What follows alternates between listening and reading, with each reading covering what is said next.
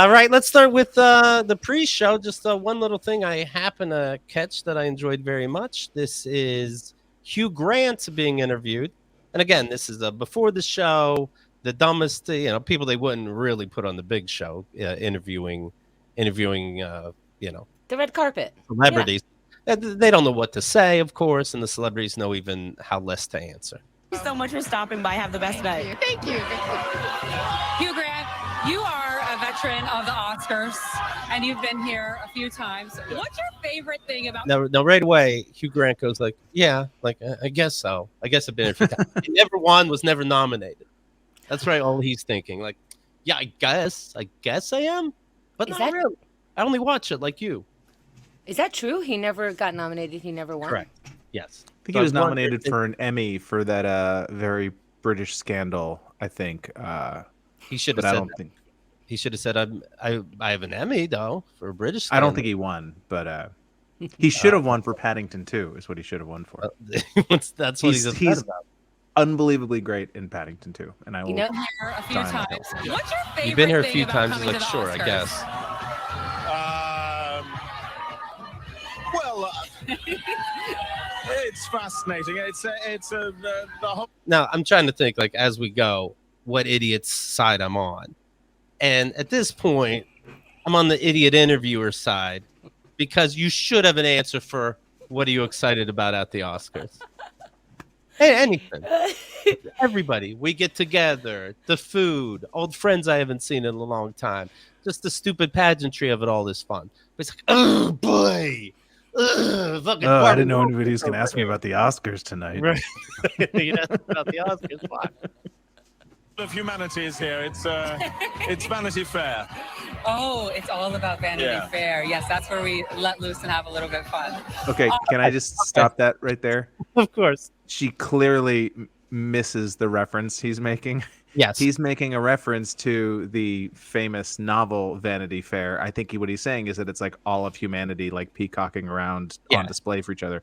And she assumes that he's talking about the Vanity Fair after party that takes place after the Oscars. Yes. So point idiot Hugh Grant. Wait. Oh, it's all about. May I say that yes, that is a point because I think he kind of did it on purpose and was like, I don't know what to say. You're all vain. I bet you think this song is about you, And then she was like, yes, we are. Meet you there. And he was like, I thought that, but I think that is what she's talking about. You know what I mean? Like she is asking dumb questions. He should have a dumb answer. Is that really such a great answer? Well, I think that Hugh Grant, I mean, he has a bit of a reputation of being a prickly dude, but I think that he does sort of take a little bit of pride in sort of not giving the sort of PR answer. Like I think he likes to make that a little awkward, and I don't mind it. I honestly, it's like, sometimes you'll see people like that Austin Butler dude, the dude who played Elvis, who thinks he's Elvis now. Yeah, what'd you say? He thinks he's Elvis now, but yeah. He does, but he's very good. I was watching some of that red carpet. He's really good at answering those idiots at face value and in good faith and making it seem genuine. Hugh Grant couldn't do that if he tried. Like this sort of snarkiness is going to come through regardless, I think, with somebody like him. Oh, I didn't know that. Okay, good to know. Thank you. So is he enjoying this? Because you heard it left from somebody else and cut to this woman and him. Because they don't want you to see anybody go, no thanks, I'd rather not. So why do it? Is he enjoying himself? Right. Why come? Why do it? I get why come, I guess, because he's a presenter. Okay, but why do it? Why do the pre thing? Don't do it. I think you have to. I don't think you have to. Well, I mean, okay. You're right. I don't mean in front of God and the government. I mean, you don't have to. You're right. He should have gone in the service entrance. I agree. He should have been airdropped into the arena. Just say it's not me, and then the woman will say, "Oh, sorry, I got wrong information. Bye." They don't fucking know. Oh, it's all about Vanity Fair. Yes, that's where we let loose and have a little bit of fun. Okay, weirdo. What are you most excited to see tonight? To see? Yeah, well, I know that you probably watched a few of the movies. Are you excited to see anybody win? Do you have your hopes up for anyone? No one in particular. Okay, well, Okay, point idiot interview. No, I'm not here to see any. I love it. I don't mind it at all. It's like, why does I love everybody? it. Don't get me wrong. We both love it. But why does everybody have to sort of like join in this sort of the empty calories of just, oh yeah, it's the night when we all come together. It's magical. But he's trying. If he was putting on an act or something, or there's some deliberate jokes, you'd go, oh, okay, fuck her. But it seems like he's trying. And then whenever he leaves, by the way, not to jump ahead, when he leaves, he full on rolls his eyes like, well, that was dumb. So he expected it to go well, and he didn't expect to be funny. I get it. On the one hand, I'm with Christian. Like, why are we continuing this facade? Like, you ask me a dumb question, I make up an answer so that we both, stay in this world. But the other side of that is you're entering this world. You're on the red carpet. You're an actor. Yes. Act like this is what people came here for. There's a reason why there's a whole hour, or however the fuck long before the Oscars, where we get to see people walking into a theater. Why is that TV? Because, Hugh, you're supposed to be charismatic. Do what you do in the movies. You stumble on a couple words and then you go, oh, you're so pretty. I don't know what you do. You don't just do your movies, too, and then you got to see your hair sometimes. You do late-night talk shows, and you try to act like you're better than us, and we go, this person's fucking interesting, more than my friends. That's who you are, so this is no fucking different. It makes me think of Prince Harry and Meghan. And, the whole thing about the royal family is a joke. It's stupid. I don't give a fuck what you do. Go in, then go, oh, you're racist. I can't fucking believe it. And take $1 billion from them and set up a new life, and you got all your attention and write a book. Fine. But then don't act like it's such a big fucking, you know what I mean? Do whatever the fuck you want, but don't go, really, I didn't know the game was racist. Well, I remember that. Of course you knew. I used to say something when Henry Rollins kind of became he started showing up on like MTV, like hosting 120 Minutes and stuff like that in the 90s. And he would do this thing where he would introduce like a band, and he'd be like, next band up is Smashing Pumpkins, I guess if you like that kind of thing, and I would he's like, once you accept the gig, you do forfeit the right to be above the gig. Right. So, right, I mean, also, I guess I'm coming around to your point slightly, Keith. Let's remember that everything this job is stupid. You, as an adult, are memorizing lines so you can go and pretend to be a character. This is what children do. And now you're pretending to have fun because somebody gave you a suit that costs, I feel like saying 10,000 makes me look stupid. You know what I mean? Like, there's a reason why we celebrate you. This is you celebrating this back, even if it is beyond you. It clearly isn't. I don't know. I'm willing to accept that, sometimes when you're kind of doing crowd, like sometimes I'll be on stage and I will go into the audience to do like crowd work. And for whatever reason, I just have a brain fart. Like I don't have my facilities to sort of riff the way, it happens on podcasts too. Some might argue it's happening right now, but sometimes your wit just momentarily evades you, but that's what you rely on. And so if you don't have the muscle of being genuine, you end up stammering like that. This is so funny because I do know what you mean, but he does have the muscle to memorize things. And I don't know what he's surprised by. Who are you wearing? What are you excited by?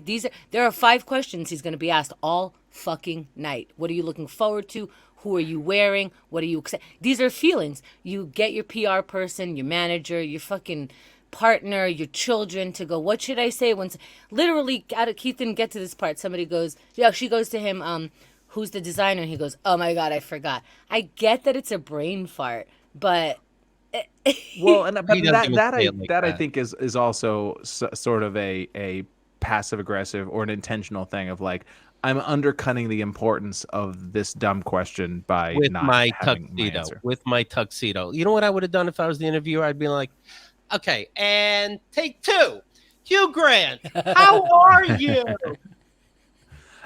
I perhaps coincidentally, I thought that his joke in the ceremony itself was a really funny moment where he called himself He a said the scrotum. I chick thought caught that was him very with the funny. scrotum. Yeah, it's hilarious. What did he do, Keith? It's a little dry It was funny. English stuff. He said, this woman, I want to mention face cream, and this woman I'm with, who was he with? It was Andy McDowell because he was in 4 Weddings and a Funeral with her 30 years ago. And so he was making a remark that she clearly uses face moisturizer and he doesn't. Meanwhile, she was dressed down, so I didn't really get the joke. But he's pretty. I don't get it. Yeah, but he's like wrinkly, and he doesn't. I kind of appreciate that he's an old dude who's got saggy, craggly skin. I'm so sick of smooth-looking old people. I don't like famous, attractive guys acting like they're ugly and dumb. Fuck you. God gave that to you. You're spitting in God's face. That's a bigger sin than suicide. Wow.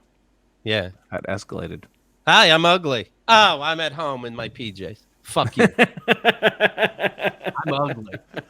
Tom Cruise comes out. We don't have it like we used to. Oh, okay. Brad Pitt's taking, Mucilex. Oh, that's funny. Fuck off. What are you wearing tonight then?